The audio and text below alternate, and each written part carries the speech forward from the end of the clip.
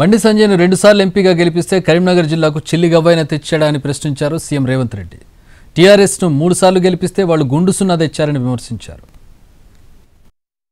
మాట ఇస్తే ఆ మాట కోసం ఎంత దూరమైన పోతుంది, ఆ ప్రజల ఆకాంక్ష నెరవేర్చడానికి ఎంత త్యాగానికైనా సిద్ధమవుతుందన్న సంగతి 2004లో సోనియమ్మ ఇచ్చిన మాటను చూసిన ఎవరికైనా అర్థమవుతుంది.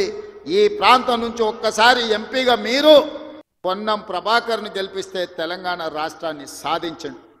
మరి నేను ఇక్కడికి వచ్చిన ప్రజల్ని ఈ వేదిక మీద నుంచి కరీంనగర్ ఉమ్మడి జిల్లా ప్రజల్ని నేను అడుగుతున్నా, బండి సంజయ్ గారిని 2 సార్లు పార్లమెంటుకు పంపిస్తే ఆయన మంత్రి అయింది, కానీ ఈ కరీంనగర్ జిల్లాకు నరేంద్ర మోడీ నుంచి చిల్లి గవ్వైన తెచ్చిండా?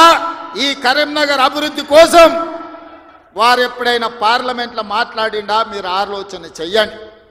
అంతకంటే ముందు 3 సార్లు టీఆర్ఎస్ వాళ్ళని గెలిపించిండ్రు.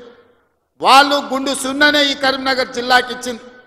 నిజంగానే వినోద్ కుమార్ గారు, చంద్రశేఖర్ రావు గారు వీళ్ళందరూ ఈ ప్రాంతానికి నీళ్లు తెచ్చినుంటే, నిధులు ఈ ప్రాంతంలో ఖర్చు పెట్టినుంటే ఈ కలికోట సూరమ్మ ప్రాజెక్టు పెండింగ్ ఎందుకుంటుండే? సిరిసిల్ల నియోజకవర్గంలో ప్యాకేజీ 9 పడావు ఎందుకు పడుతుండే?